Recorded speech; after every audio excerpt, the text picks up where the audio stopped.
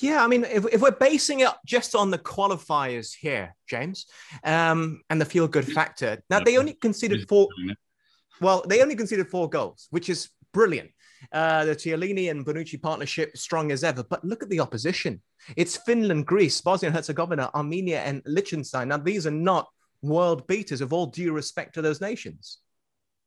No, but I think you could say that of every group in qualifying.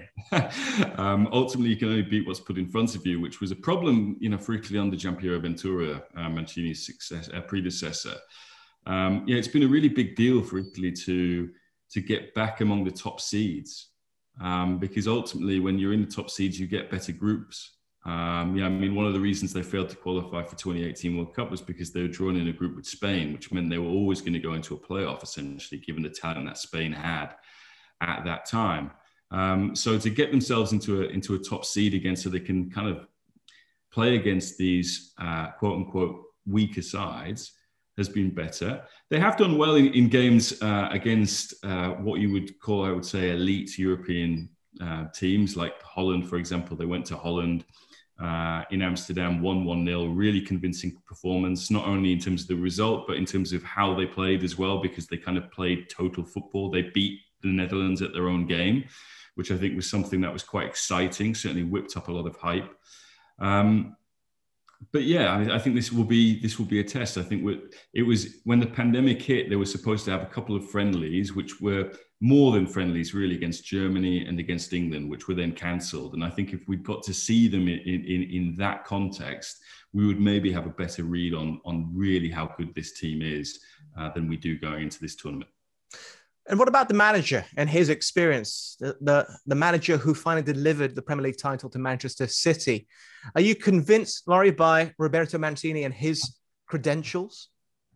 Yeah, I mean, he ended up leaving Man City with a bit of a cloud, didn't he? I mean, you sort of speak to people there and the kind of toxicity that he brought with him.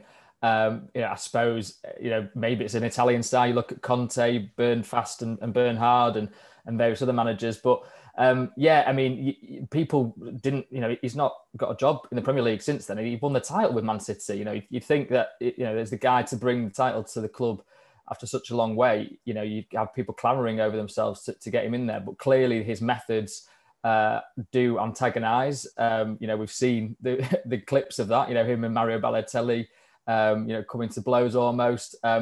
So it's interesting how it's now working in the international sphere, because you speak to people who have done club and country management, and it's a different sort of skill set, really. Country management is more about harmony and kind of maybe a lighter touch, because you've got these guys only for an infrequent amount of time. It's kind of intense in the tournament situation. You want it to be enjoyable.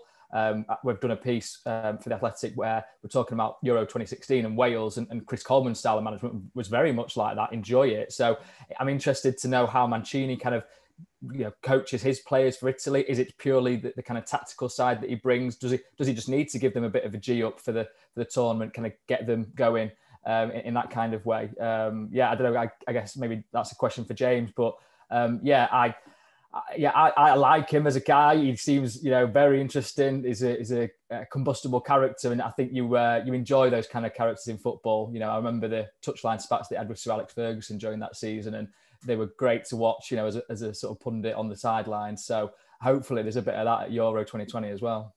James, ball's in your court here. Some questions posed by Laurie. Yeah.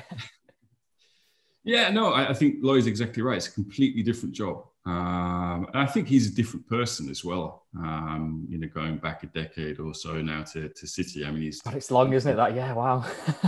I would say he's mellowed a little bit. And certainly, I think what the national team needed after Ventura was a bit of fun, to enjoy yourself going to those international breaks. And certainly, he brought. I mean, I remember at United, after, was it when they changed Moyes, it was getting your chips and getting your ketchup back, stuff like that. I mean, Mancini is very much diet focused, but we've seen other equivalents of that for the national team. And certainly how they announced the squad before the tournament, I mean, that was all about just kind of creating this shiny, happy Azzurri kind of mentality there, where it's like, actually, let's enjoy it. Let's try and bring the people with us. Let's not kind of have what is a typical kind of build up to a tournament, which for Italy is being cloistered away. It's very monastic. You're just kind of constantly waiting for the games. I mean, England experienced this at the 2010 World Cup in South Africa. In Rustenburg, where that was, you're miles away from anywhere. You only think about football. It kind of builds your anxiety. Mancini's tried to completely break with that and ensure that the players really enjoy it. And as Laurie says, they'll be playing in Rome for the entire group stage. And I think they want to recreate the atmosphere that they had Italia 90. So I think that's why you've seen this approach, which has been very much focused on just enjoy it. Just enjoy it now.